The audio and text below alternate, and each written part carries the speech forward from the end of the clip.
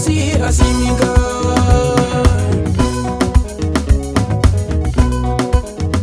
الحمد لله القائل ادعوني استجب لكم والصلاة والسلام على مبعوث رحمة للعالمين محمد وعلى آله ومن تبعهم بإحسان إلى يوم الدين وبعد. السلام عليكم ورحمة الله تعالى وبركاته.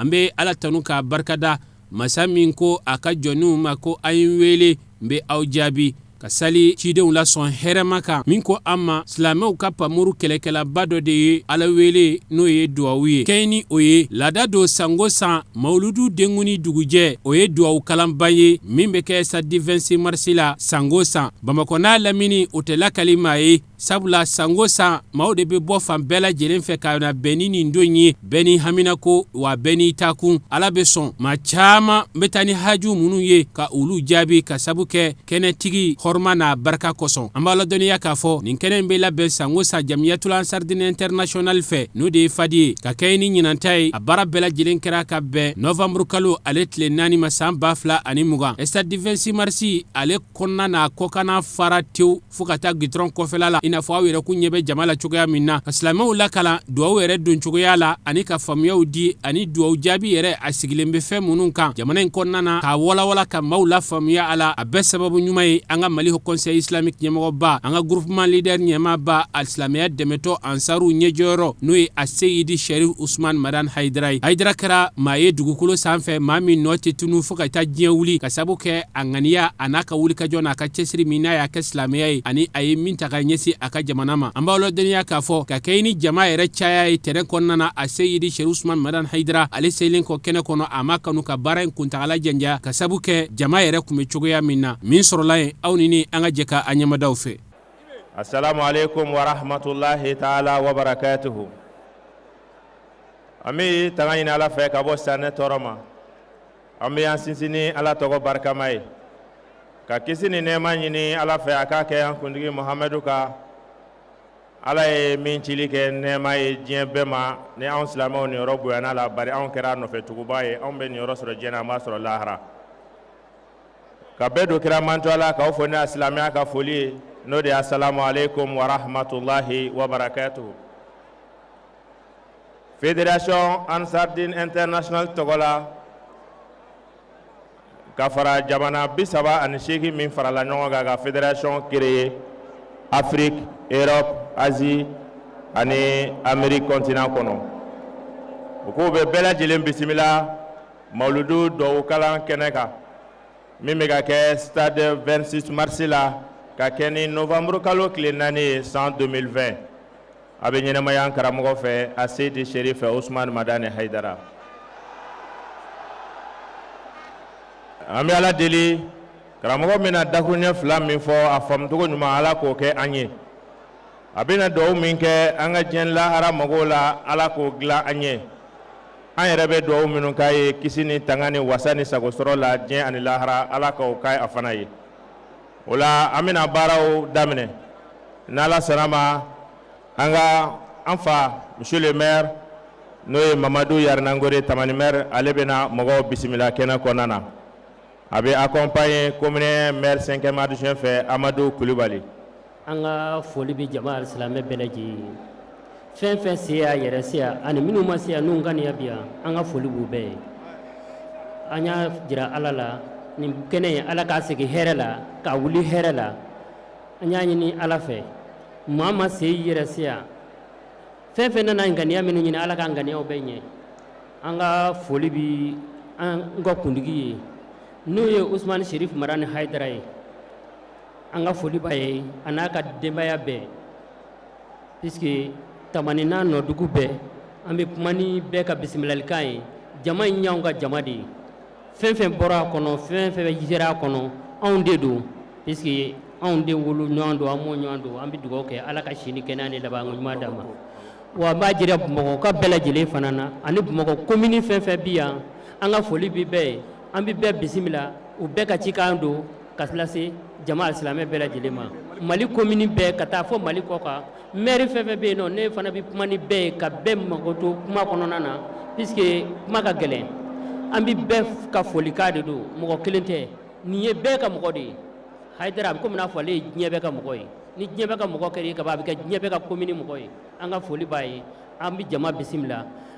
an bi foli ka yɛrɛ a n'a ka denbaya an b'a ɲini Ala fɛ ni kɛnɛ in ani dugawu min b'a la Ala k'a bɛɛ minɛ Ala k'a bɛɛ bi sago d'an ma Ala ka haminanko nɔgɔya Ala ka ɲinifɛnw nɔgɔya Ala ka si ni kɛnɛya ni labanko ɲuman ni lafiya d'a n'a ka denbaya bɛɛ ma sallallahu alaihi wasallam. Nin baara in fati ka labɛn don nka a bɛ jɛkulu dɔ de sigi sen kan n'an k'a ma commission d'organisation san o san olu fana n'u ka sous commission baara boloda caman b'a kɔnɔ jamakulu caman bɛ baara kɛ a kɔnɔ ɲinan ta ɲɛmɔgɔya dilen don an ka docteur ma docteur Kalifa Kulibali o tuma na a bɛ na kɛnɛ kɔnɔna na folikan ni baaraw labɛnna cogoya min na kunnafoni min bɛ yen nɔ ale bɛna o lase bɛɛ lajɛlen ma docteur Kalifa Kulibali. Au nom d'Allah, le tout miséricordieux, le très miséricordieux. Que la paix et la bénédiction d'Allah soient sur le prophète Mohammed ainsi qu'à sa famille. Excellence, Monsieur le Président de la Transition, chef de l'État. Excellence, Monsieur le Ministre des Affaires religieuses, du culte et membre du gouvernement ici présent. Honorables députés, distingués maires, Messieurs les représentants des familles Niaré, Touré et Dravé, distingués membres du groupement des leaders spirituels musulmans du Mali, Éminence et Saïd Sherif Ousmane Madani Haïdara, chers distingués invités à vos rangs et grades respectifs. En ce jour et lieu béni de bénédiction du Maouloud 2020, la commission d'organisation de la Fédération Ansardine internationale vous souhaite la bienvenue. Forte est notre émotion devant une si riche et exceptionnelle mobilisation autour de cet événement hautement spirituel. Nous y voyons votre sincère amour du prophète Mohammed, que la paix et la bénédiction d'Allah soient sur lui, de sa noble descendance et particulièrement de guide et Saïd Sherif Ousmane Madani Haïdara. Nous remercions la Fédération Ansardine internationale de nous avoir confié l'organisation du Maouloud 2020. Cette mission est toujours pour nous un honneur, un privilège, une faveur divine à laquelle nous ne déroberons jamais. Nous remercions la commission d'organisation et l'ensemble des sous-commissions. Nous avons été très sensibles aux sacrifices consentis, à la cohésion, à l'ambiance fraternelle au cours de cette mission. Nos remerciements vont à l'endroit de notre guide, Saïd Sherif Ousmane Madani Haïdara, ainsi qu'à sa famille. C'est grâce à lui que nous avons su la valeur grandiose de cet événement. Nous demandons au bon Dieu de lui accorder, ainsi qu'à sa famille, une longue vie pleine de santé et de succès. Nous remercions aussi tous ceux qui ont fait le déplacement pour rehausser l'éclat de cette cérémonie, sans oublier nos partenaires infatigables. Vive l'islam, vive Saïd Sherif Ousmane Madani Haïdara, je vous remercie.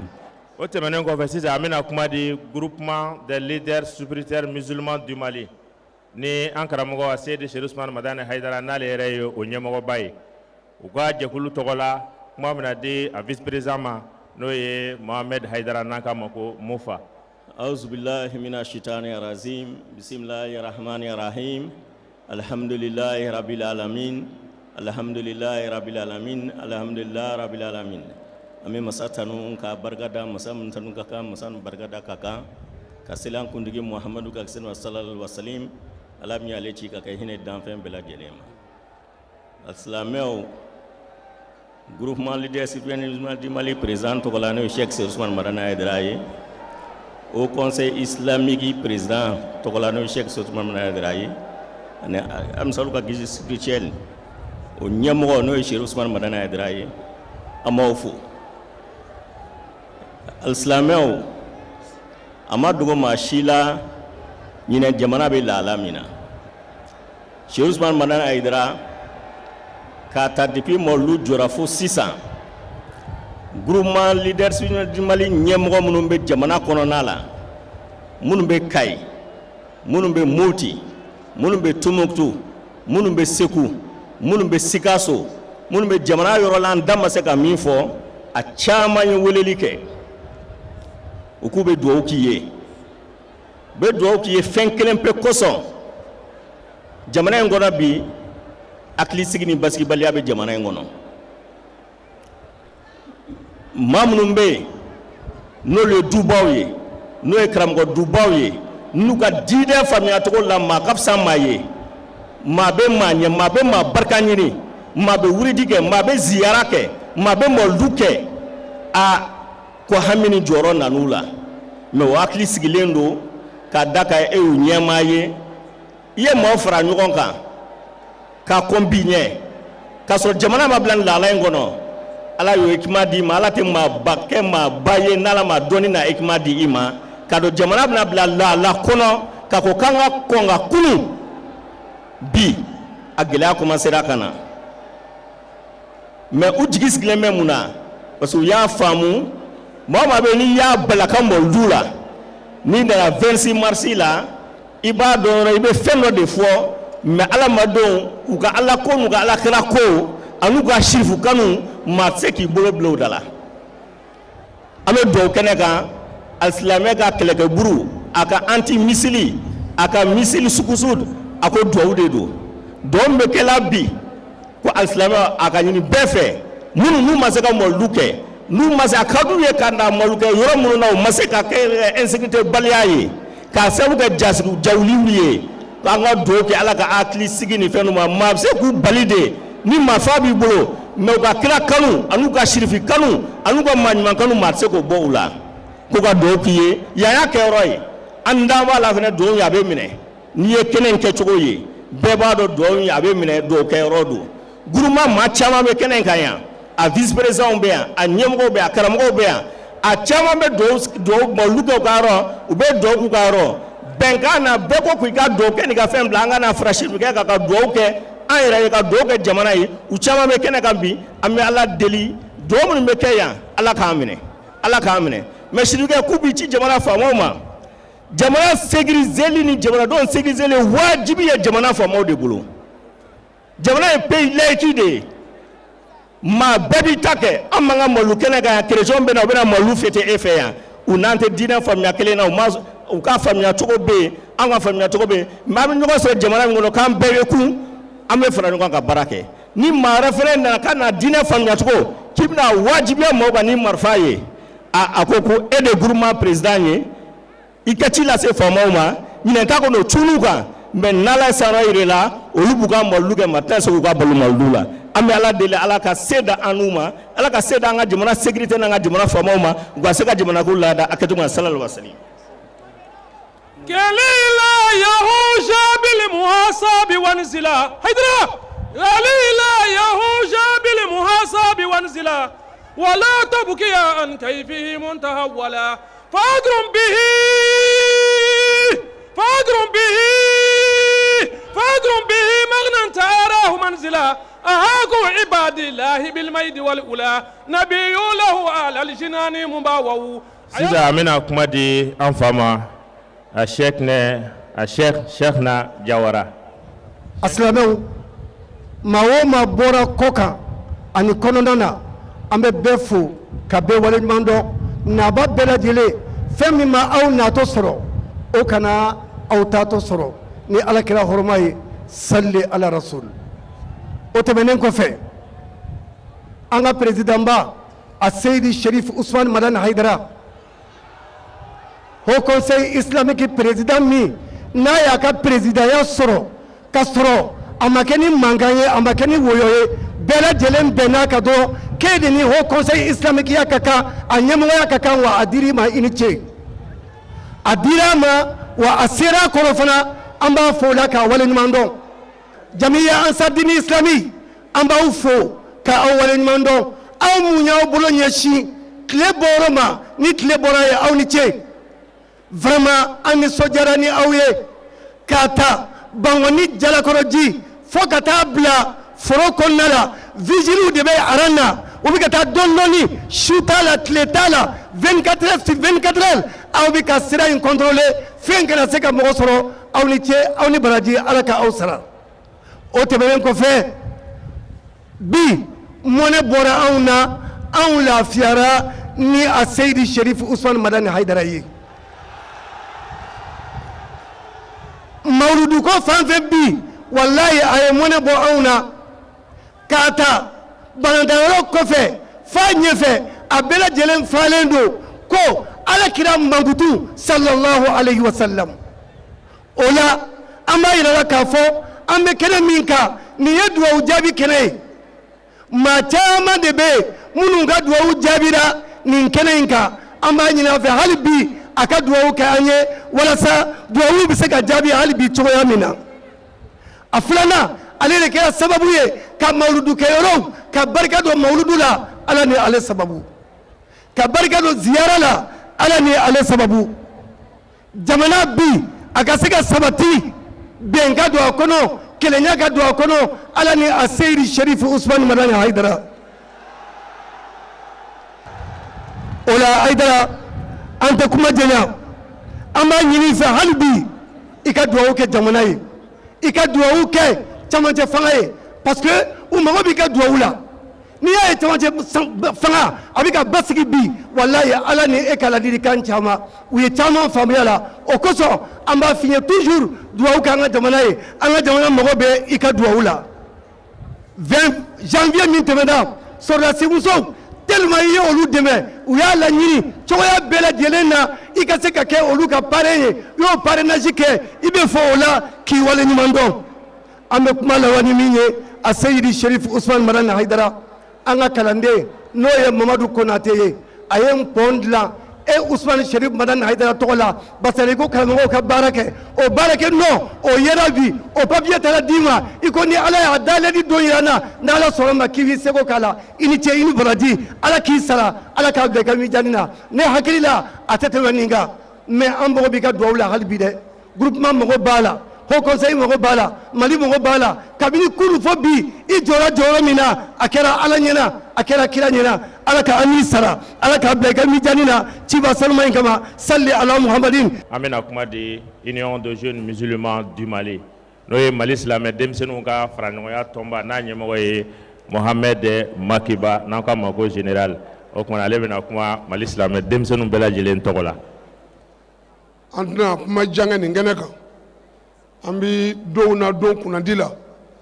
ka d'a kan alakira ba alayhi salatu wassalam o ka bangeni ɲaɲaniw an b'o de kɔnɔna na an bɛɛ jɛra ka mawludu bangeni ɲɛnajɛw kɛ ka mawludu denkundi ɲɛnajɛw kɛ ɲinɛ ala ye dɔ fara mawludu bonya ani a dawula kan maa ye mawludu kɛ ɲinɛ maa min ma deli k'a kɛ alakira ko y'o de ye mawludu ko y'o de ye o dugawukuncɛ min ni an ka ɲɛmɔgɔ n'an ka sirifikɛ Seydi Sherif Usman Madani Haidara n'ale de b'an wele o kɛnɛ ka san o san an kana jɛ ka o fatiha labanw tɛ ɲɔgɔn fɛ an dan b'a la n'an jɔra ni dusukun min ye ala bɛ fɛli kɛ ka t'o dɛmɛ nka a tɛ fɛli k'an farikolo ma an bɛna dugawu minnu kɛ an dan b'a la a bɛ dugawu min k'an ye yan ala b'a minɛ ɲinɛ mawludu y'a sɔrɔ diɲɛ bɛ gɛlɛya caman kɔnɔ a y'a sɔrɔ karikatiri ko gɛlɛyaw bɛ diɲɛ kɔnɔ ala ye mɔnɛ bɔ ala kɛra la ni mawludukɛlaw ye a y'a sɔrɔ an yɛrɛw ka jamana bɛ degun ni gɛlɛyaw kɔnɔ an ka jamana bɛ insécurité kɔnɔ a bɛ hakilisigibaliya kɔnɔ mawludukɛlaw mɛnasira Mali fan caman fɛ an bɛ a fɔ Seydi Sherif Usman Haidara ala ka hɛrɛ kan di ala ka di sara kuranɛ ye kuma min fɔ wa kul i'malu fasayarallahu amalakum bi an bɛ yɔrɔ min an bɛ baara waati de la kuma caman a kuma bɛ nin kana tɛmɛ ka d'a kan an y'a fɔ mɔgɔw m'a faamuya n ko jizo commencera ka don an ka jamana kan mais maliyɛn tabiya ye ni kala ma turu an ɲɛna an t'a ye an bɛ yɔrɔ minnu na bi an ye thème min dan mawludu la ɲinɛ ko an ka ɲɔgɔn sen bila an ka ɲɔgɔn tɛgɛ minɛ an ka jɛ ka don da kelen fɛ ka bɔ da kelen fɛ ka d'a kan jamana bi hakilisigibaliya de bɛ yen a y'i diya hakilisigibaliya bɛ yen a m'i diya hakilisigibaliya bɛ yen an bɛ taa min kɛ réseaux sociaux kan ɲɔgɔn nɛni ɲɔgɔn buruja ɲɔgɔn hayibu hasidiya ɲɛngoya bɛnsogoniya na min b'an ka bi ala nɔ tɛ an yɛrɛ ka ŋaniya juguya nɔ b'a la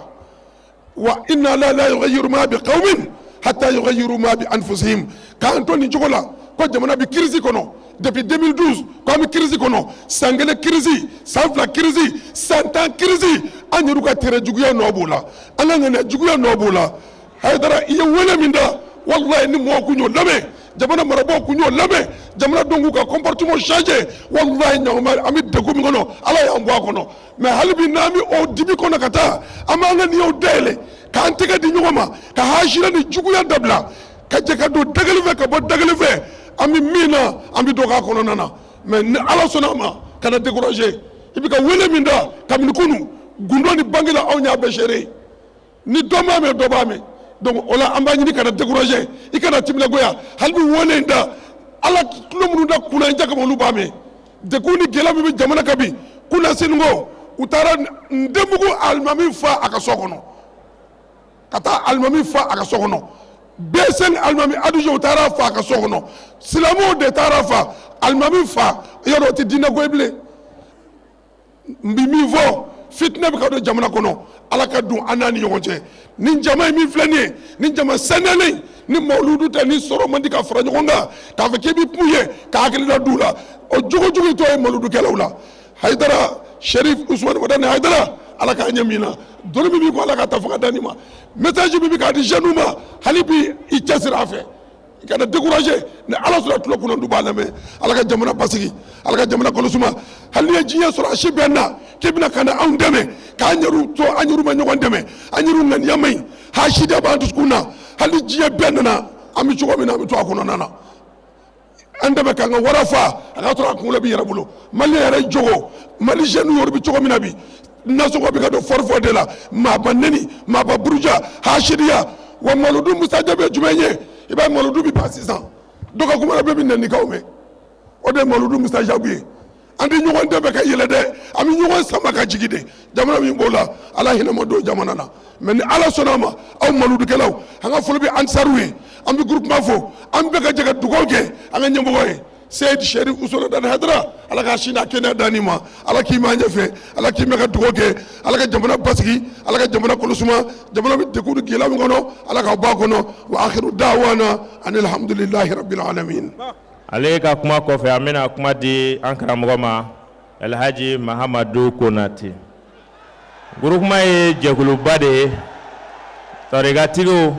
sufiya mɔgɔw ziyarakɛlaw ni mawludukɛlaw bɛɛ lajɛlen bɛ ɲɔgɔn sɔrɔ min kɛnɛ kɔnɔna na nin kelen o kelen nin b'a ka mawludu kɛ nka groupement yɛrɛ de bɛnna kan ko Sherif Usmane Wadani Haidara groupement ɲɛmɔgɔba min ye mawludu valeur la ko ni duwawukalan sera k'o ye groupement ka ko ye ko bɛɛ ka ɲɔgɔn sɔrɔ Haidara ka duwawukalan kɛnɛna na o ye groupement yɛrɛ ka taabolo ye depuis a sigira an bɛna kuma di Konate ma.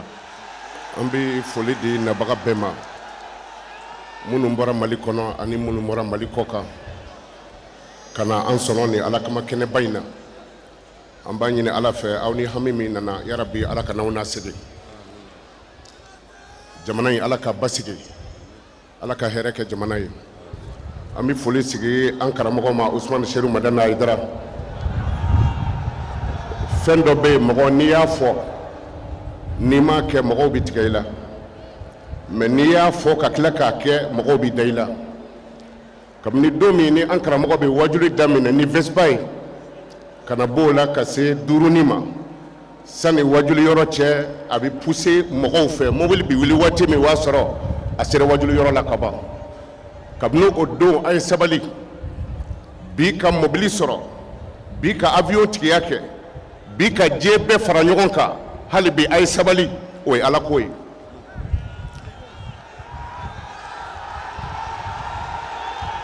an karamɔgɔ Usmane Sherif Wadani Haidara jama min bi kɔfɛ o ka ca min b'a kɔnɔ terrain kɔnɔ yan n'a fɔra ko nin bɛɛ bi mɔgɔ kelen nɔfɛ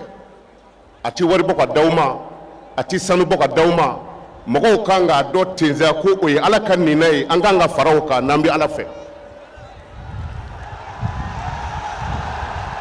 an y'o fɔ yɔrɔ caman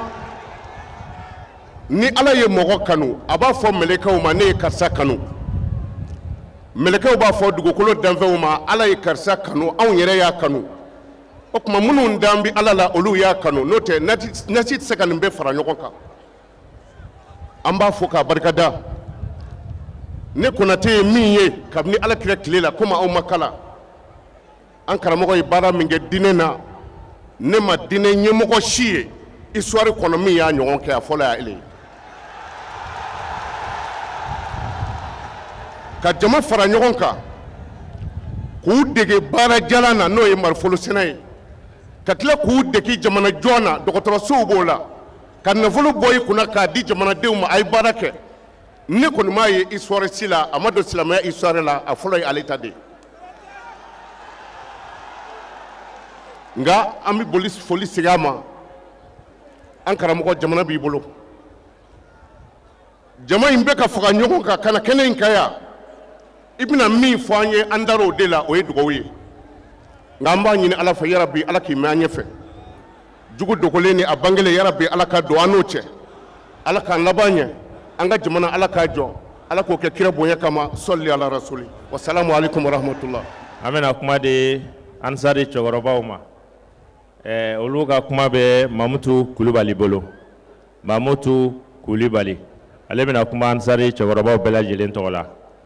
an y'a fɔ a ye cogo min na sɔrɔ arajoso 34 de tun bɛ ka événement in bila direct la wa 34 an tɛna o bɛɛ tɔgɔ fɔ mais a bɛɛ lajɛlen b'a la tuguni nin waati kelen na ala ka an bɛɛ sawaba ma an sigira hɛrɛ la ala k'an wuli hɛrɛ la mamutu kulubali a jɔmaya ni an taru cɛkɔrɔbaw tɔgɔ ye ka foli lase naba bɛɛ lajɛlen ma cɛ ani muso cɛkɔrɔbaw ta ye kangarida ye denmisɛnninw ye sirifikɛ ani ye fɛn daminɛ fajiri n'an tɛ fitiri la lansara tɛmɛ kuma min na dɛ denmisɛnw an y'an da kɛ an n'an ka layidu dafalen bi taa ɲɔ ala la ko segi tɛ yen a kana dɔnkilidalaw ka dɔnkilida k'a lamɛn n'a ye dɔrɔn ma lagosi a bɛ tiɲɛ kan wa n'a ma nɛnɛ a bɛ tiɲɛ kan wa ne b'a fɛ k'a ɲininka n'a ye dɔrɔn ma lagosi est-ce que a bɛ tiɲɛ kan fɔ kunu ko kelen bi wulada in na ko kelen kunasini ko kelen fɛn dɔ b'o la Aïdara fɛn min b'a la an taara cɛkɔrɔbaw ko k'u b'a dɔn an b'i fo k'i barikada ka naba bɛɛ lajɛlen fo nka an taara cɛman n'a musoman Aïdara ma fɛn dɔ ɲini a fɛ ne b'o ɲini a fɛ o wajibiyalen don a kan a b'o di Aïdara ma ala de b'a dɔn ni min jɔya nin kɔfɛ an taara cɛkɔrɔbaw ko ko n k'a fɔ a ye ko layidu min dara Aïdara mɔkɛ ye arafa kɛnɛ kan k'a ka layidu ta dɛ n'an m'o layidu dɔn n'o fɔ a ye u y'a fɔ ala ka kira ye arafa kɛnɛ kan ko walahi ko i y'a bɛɛ fɔ k'an ye ala n'a ka mɛlɛkɛw k'an seere ala ka kira ye ma foyi to an taara cɛmanw a musomanw denmisɛn ni maakɔrɔba ne jɔ bɛ nin yɔrɔ min na n ye ala n'a ka mɛlɛkɛw k'an seere Aïdara walahi ma nɛgɛ an bɛ taa ɲɔ ala ɲɛ kɔrɔ i kan ka fɛn fɛn fɔ i y'a bɛɛ fɔ nin ye an taara cɛkɔrɔbaw ka kuma fɔlɔ ye ne ko a bɛ layidu ta wa a t'a ta de a bɛ layidu ta wa a t'a ta Aïdara nin ye mamutu kulubali ka foli ye ala ka barika don i la ka barika don i kɔ ni anw kɔ la i mɔkɛ kira bonya kama bi dɔw la rama kama sɔla nabi salamu alaikum o tɛmɛnen kɔfɛ an bɛna kuma di an ka musokɔrɔba ma madame Dagamaïssa tanti Jɛnɛba Jiga madame Dagamaïssa tanti Jɛnɛba Jiga ale ye an mamuso ye ale bɛna kuma an mamusow bɛɛ lajɛlen tɔgɔ la kɛnɛ kɔnɔna na ne ye ala tanu ka kira tanu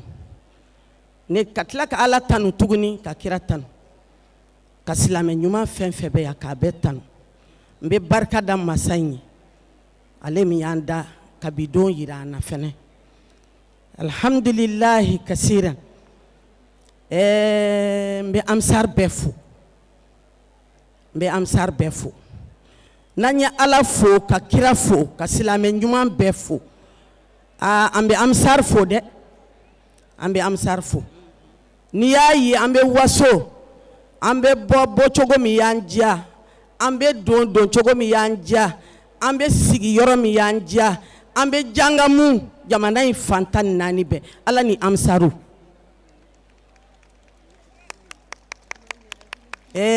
amsaru ni mɔgɔ bonya u ni mɔgɔ bonya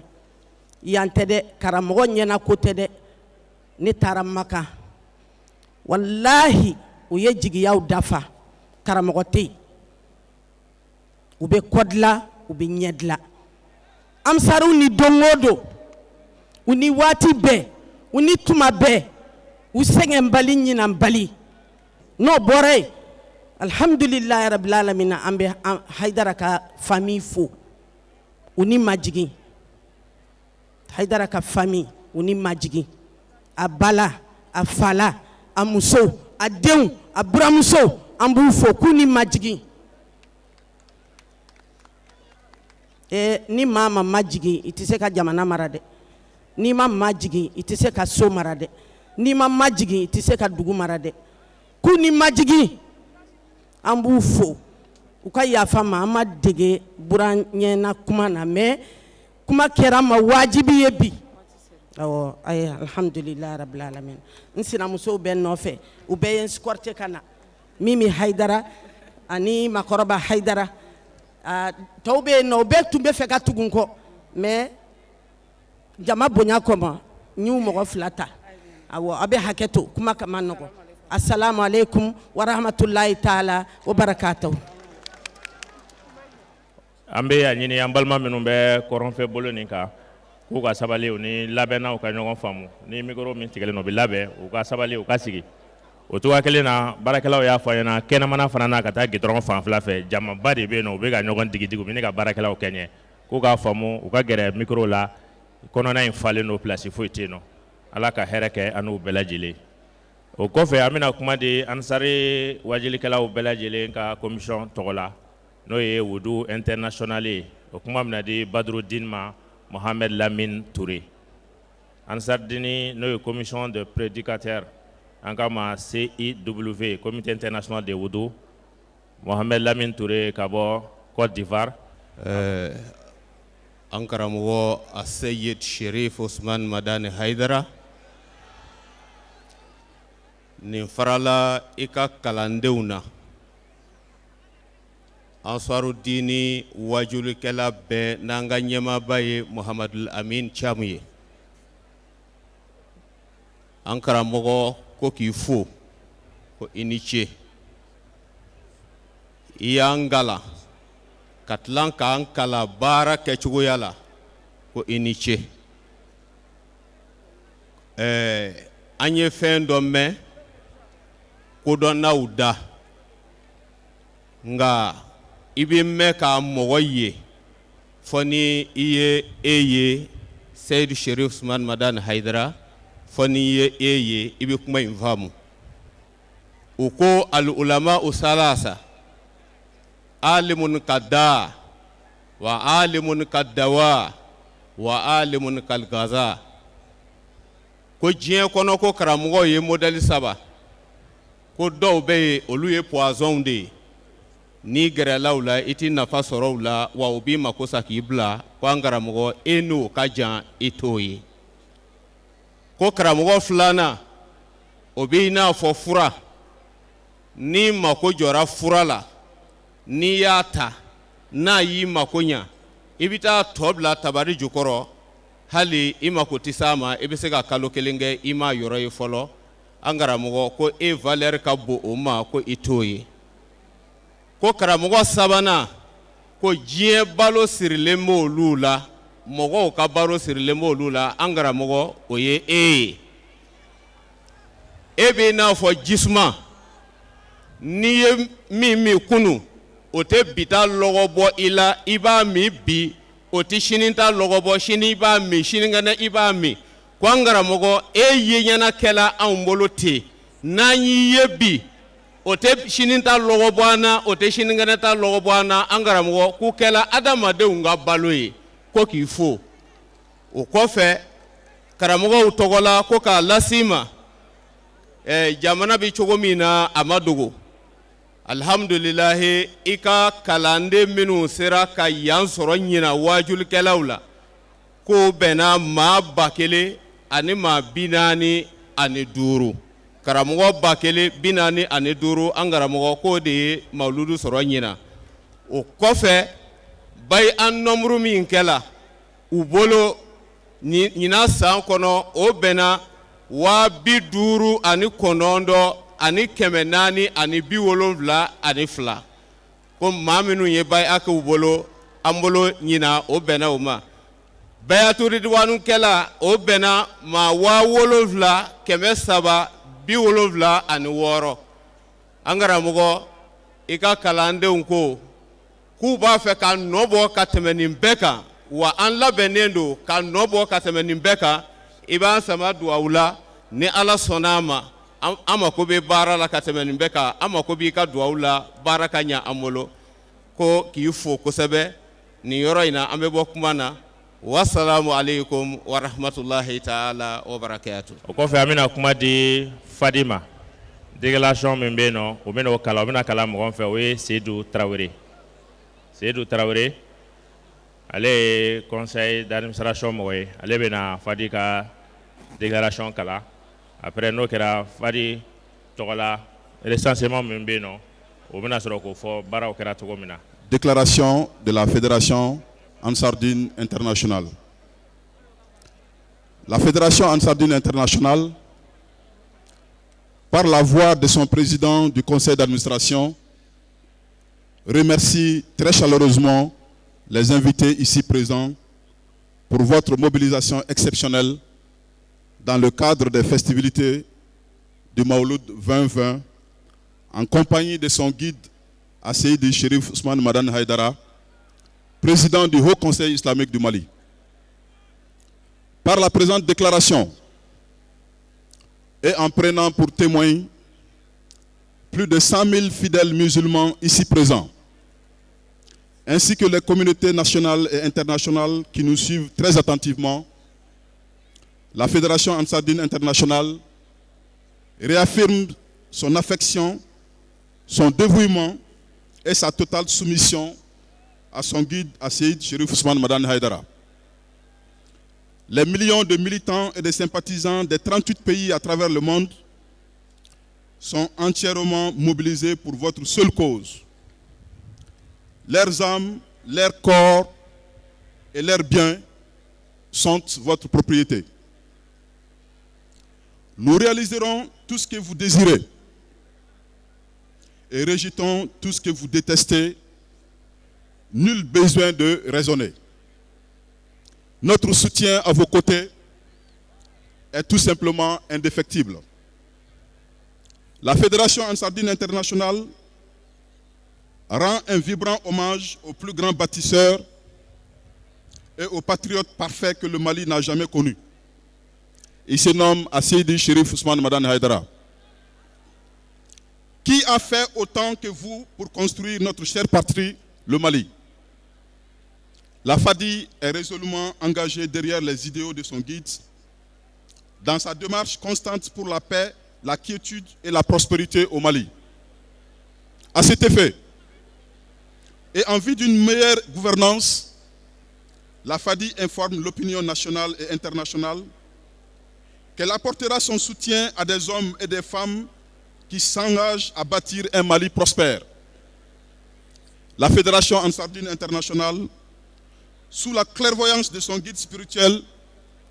lance un vibrant appel à l'union sacrée de tous les Maliens pour une transition réussie. Signé par le président du conseil d'administration, je vous remercie.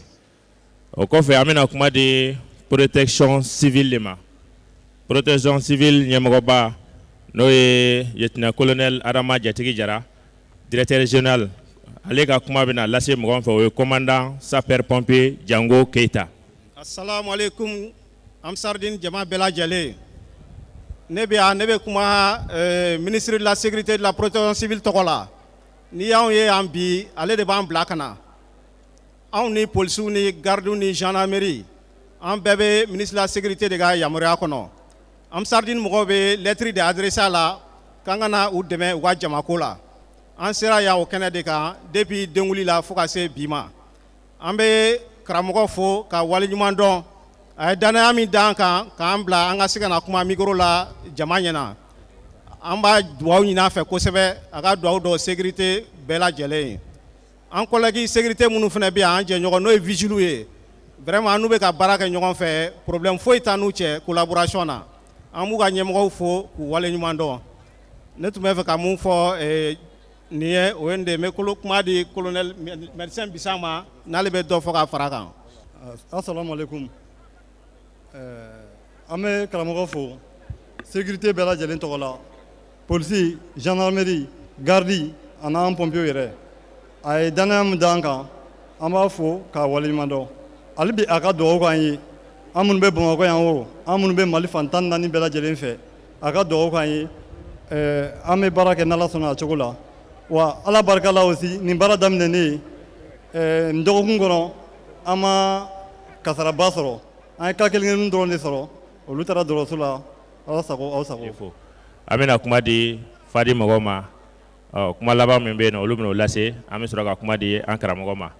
hali bi ka kuma ni an balima minnu bɛ yɔrɔ in na u ni baarakɛlaw ka ɲɔgɔn faamu u ka sigi inshallah a bɛna nɔgɔya. O la an bɛ Ala tanu ka Ala barikada ka Ala waleɲuman dɔn Ala min sɔnna ka an ye an karamɔgɔ gɛrɛfɛ bi wulada in na an bɛ Ala tanu ni o ye o kɔfɛ an bɛ dugawu kɛ an mɔcɛ ye min ye Bamadani Hayidara ye an b'a ɲini Ala fɛ Ala ka hinɛ a la Ala k'a kɔ suma o kɔfɛ an bɛ dugawu kɛ an mɔmuso ye min ye Basita Tarawele ye an b'a ɲini Ala fɛ si ni kɛnɛya Ala k'a d'a ma Ala k'a mɛn an kɔrɔ a bɛ dugawu min kɛra an karamɔgɔ ye an b'a ɲini Ala fɛ Ala ka bɛɛ lajɛlen jaabi a ma o kɔfɛ an bɛ an ka sababu ɲuman fo ni ka mɛn ko jɔnni kunnadi a fɔ sababu ɲuman Ansaridini n'a bonya ani Ansaridini kanubagaw n'o caya a sababu bɔra an karamɔgɔ de la an b'a fo k'a barikada ka waleɲuman dɔn tumana min na a ye laseli kɛ laseli faamuna an farala kan diinɛ baara la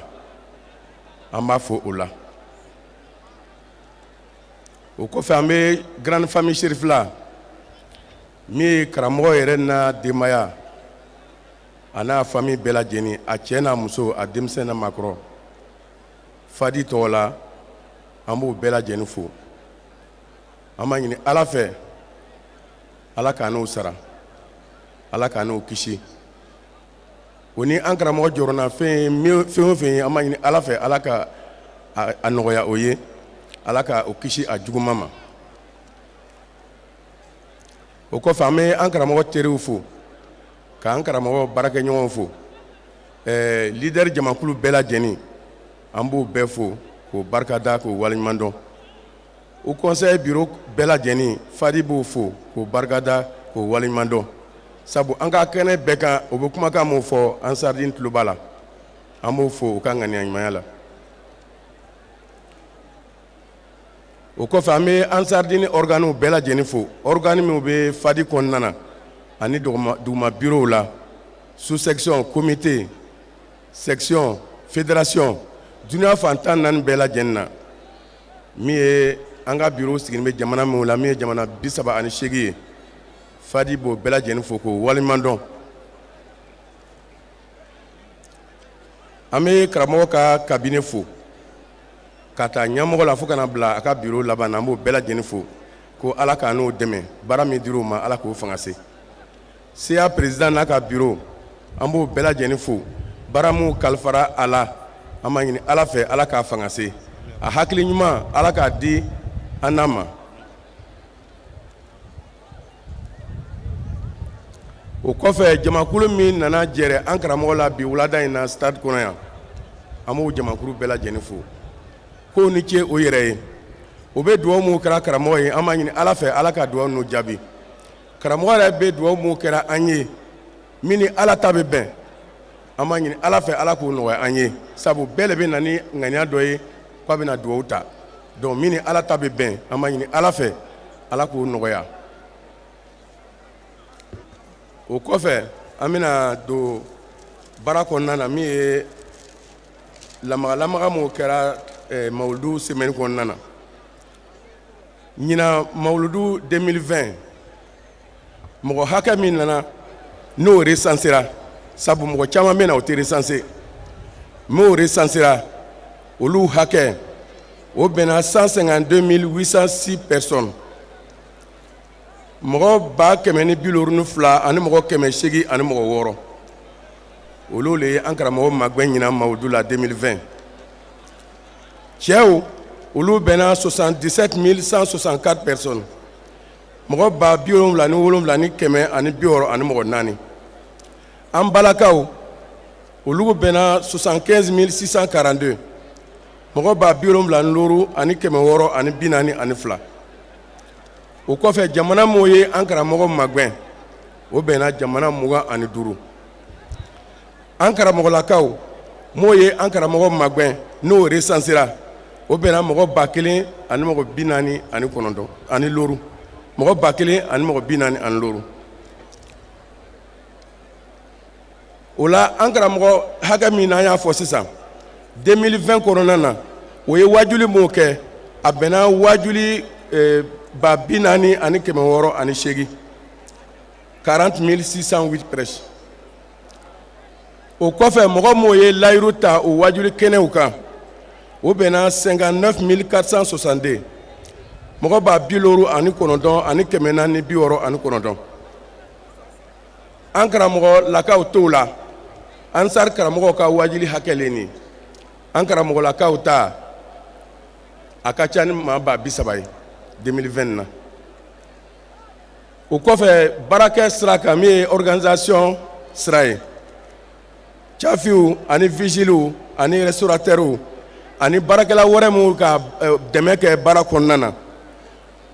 olu bɛnna 6018 mɔgɔ 6000 ani mɔgɔ 10 ani 8 an ma ɲini ala fɛ ala ka an n'u bɛɛ lajɛlen sara o ye baara ninnu kɛ ala le kama o y'a kɛ an karamɔgɔ yɛrɛ le kama an ma ɲini ala fɛ o ŋaniya ala ka o ɲɛ k'an yɛrɛ ta ɲɛ ka fara a kan o la ansardine international tɔgɔ la jama m'o ye an karamɔgɔ magwɛ ɲina a cayara ni salon jama ye coronavirus n'a ta bɛɛ ɲina jamana m'o bɛ convoi kɛ ka na an karamɔgɔ fɛ yan kana mawuludi kɛ o ma se ka yan sɔrɔ mais dɔw ye débrouillera ka na an karamɔgɔ magwɛ mawuludi la mais a n'o ta bɛɛ ɲina jama cayara ni san tɔw ta ye o bɛ an karamɔgɔya bonya le kofɔ o bɛ an karamɔgɔya kanu le kofɔ donc an bɛ an karamɔgɔ fo o la karamɔgɔ kanu ala k'a don an dusukun na fɛn fɛn man di karamɔgɔ ye ala k'an n'a bɛɛ lajɛlen kisi a ma sɔli ala rasulillah assalamu alaikum warahmatulahi taala wabarakatuh ka sabali jama bonyana kojugu minnu bɛ da la fana an b'a ɲini u fɛ dalamɔgɔw u k'a kɛ ala kama u kana mɔgɔ digi an b'a ɲini polisi ninnu fɛ ani dɛmɛbaw u ka mɔgɔw nɛgɛ mais an b'a ɲini mɔgɔw fɛ u fana ka sabali n'i nana dugawu ɲini yɔrɔ la i bɛ muɲu de u ko dafara mɔgɔw bɛ fɛ ka don o kumana an tɛna kuma janya bilen an bɛna micro di Mɔhamɛdi Tarawele ma a ka dugawu kalan mɔgɔ o mɔgɔ wulila ka cɛsiri ka jija ka baara dɔ kɛ nin ko in na an b'a ɲini ala fɛ ala k'i sara hɛrɛ la Bangoni jeune ansaru denmisɛnw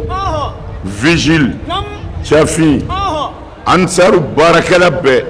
a bɛɛ sara bɛ ala bolo o kɔfɛ an balimakɛ a n'an denkɛ n'o ye Konate ye an ye mɔgɔw su ka kɛ baara de kan ale y'an dusu suma bi kosɛbɛ a ye baaraw kɛ u ka dugu la ka pɔndila ye bi ni yɛrɛ ɲɛma da pɔ in nka a ka bon hakili ma ko garibu sera k'o kɛ a faso la a tilala ka pɔ in tɔgɔ da Ayidara yɛrɛ la waati dekun de kama an bɛna taa ɲɔtɛ a jɔra kabako de la warta ale yɛrɛ bolo min maralen don nka ala y'a dɛmɛ a y'a kɛ dɛ maa o maa n'i y'i faso kanu ala bɛ k'i fɛ n y'o de fɔ ye wurudi ye tiɲɛ ye nasi ye tiɲɛ ye nka wulibali ye mɔgɔ yɛrɛ ŋaniya ye ala t'i ŋaniya jugu mako ɲɛ fɔ k'i sa wurudi tɛ dɛ hali n'i ye kɔlɔsi kunu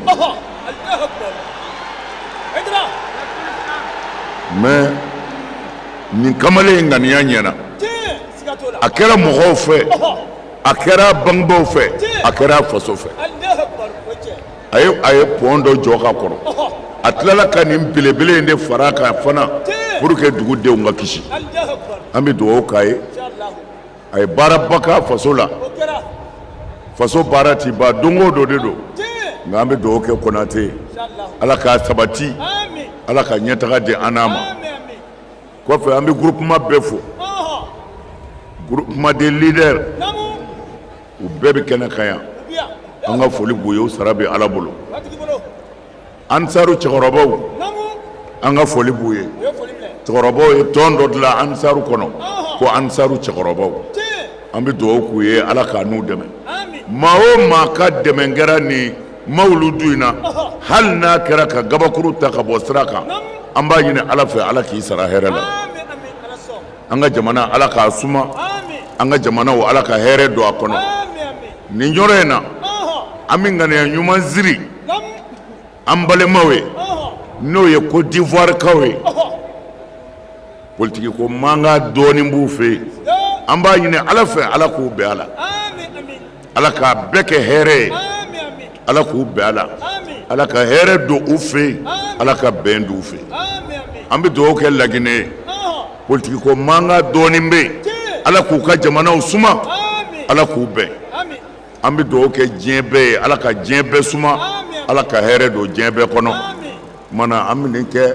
comme jama cayara kɛnɛ ma kojugu sokɔnɔna bloquera ko kɛnɛmana fana fara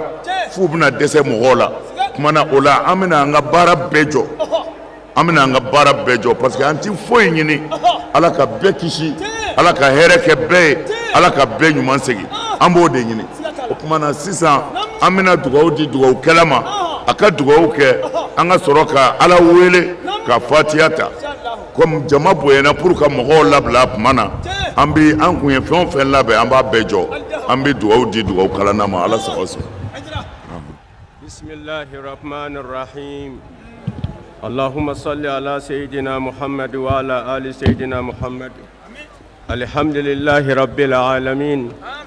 wassalatu wassalamu ala sayyidina muhammad wa ala alihi wa sahbihi ajma'in اللهم إنا قد حضرنا مولد نبيك وصفوتك من خلقك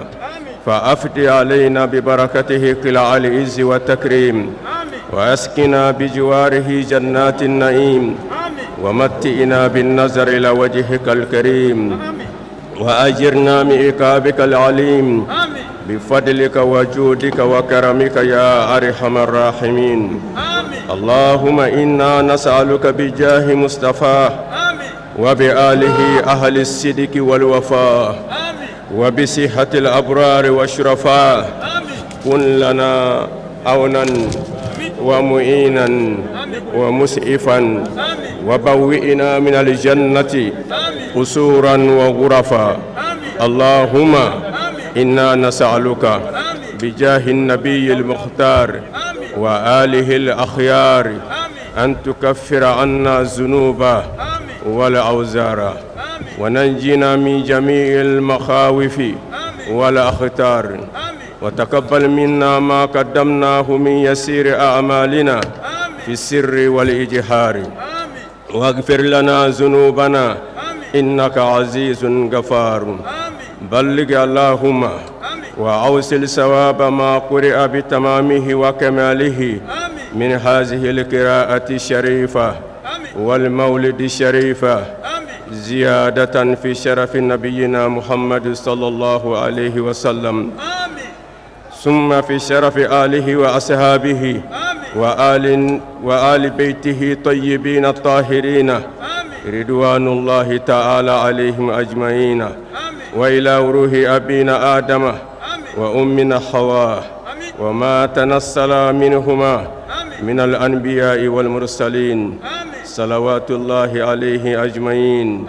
وصدقة جارية من جنابه المكرم صلى الله عليه وسلم إلى وروح من كانت تلاوة الشريفة لأجلهم وسببهم وجهتهم وأنت أعلم بهم منا خاصة وعلى قبورهم منك نورا نازل مولانا رب العالمين أوصل اللهم ثواب هذه التلاوة منا إليهم واجعله نورا نازلا عليهم وجاف الأرض عن جنبيهم وافسح لهم في قبورهم مد بصرهم وارحمنا إذا سرنا إليهم كذلك اللهم لهم ولمجاورهم ولسكان تربتهم ولسائر مقابر المسلمين ولنا ولوالدينا وأستاذنا وأستاذ أستاذنا ومشايخنا ومشايخ مشايخنا ولمن علمنا ولمن أحسن إلينا ولمن له حق الدعاء علينا ولمن أوصانا وأوصيناه بدعاء الخير ولأبيدك الحاضرين السامعين ولكافة أهل الإيمان أجمعين وحرمنا على النار ما توفنا وحرمنا على النار وتوفنا مسلمين وادفع عنا الشر الظالمين برحمتك يا أرحم الراحمين بحرمة محمد وآل محمد والحمد لله رب العالمين. الحمد لله رب العالمين. دعاء كرا سيسا أمنا غنيا وسري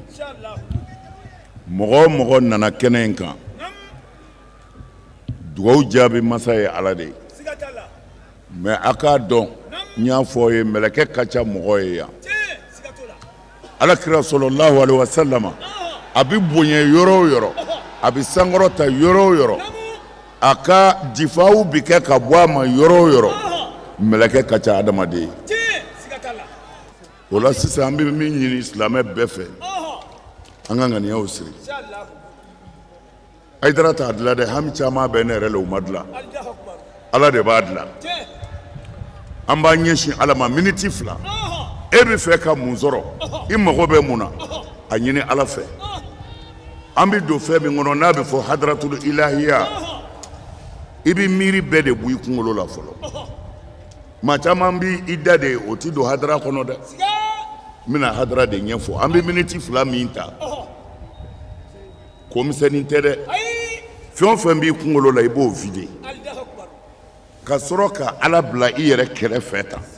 ka kina fo e nyongrile do setki ala yere de fle wa ire fle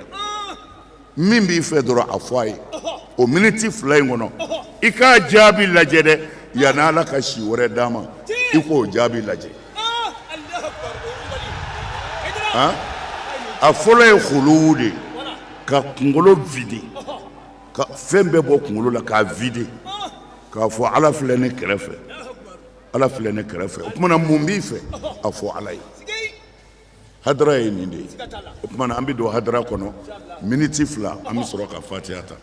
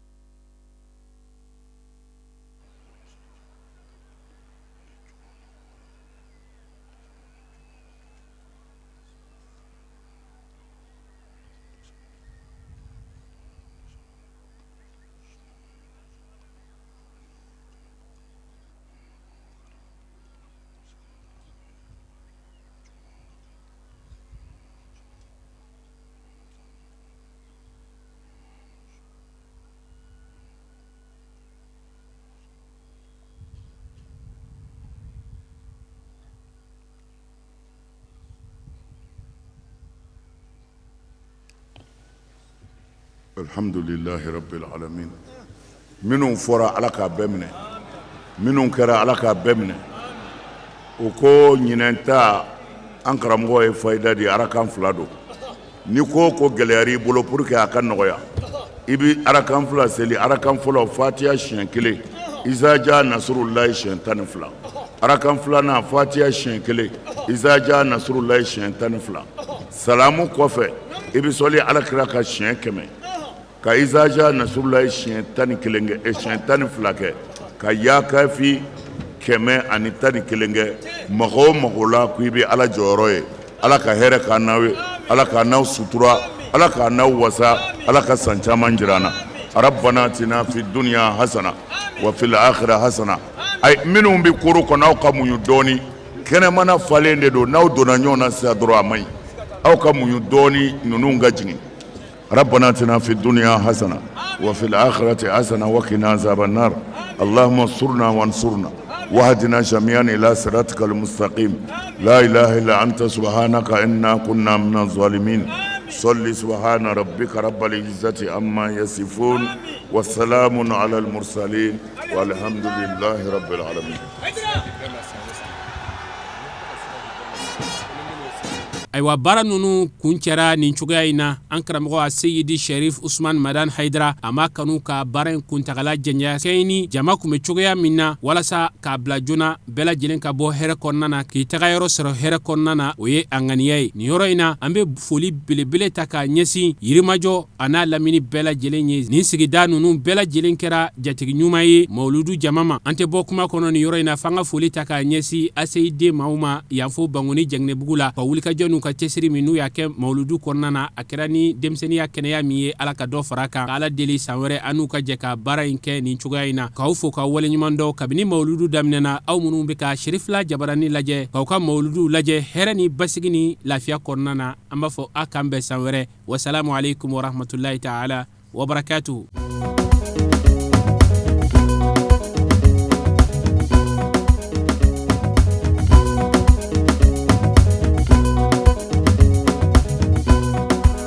Kurasi asimika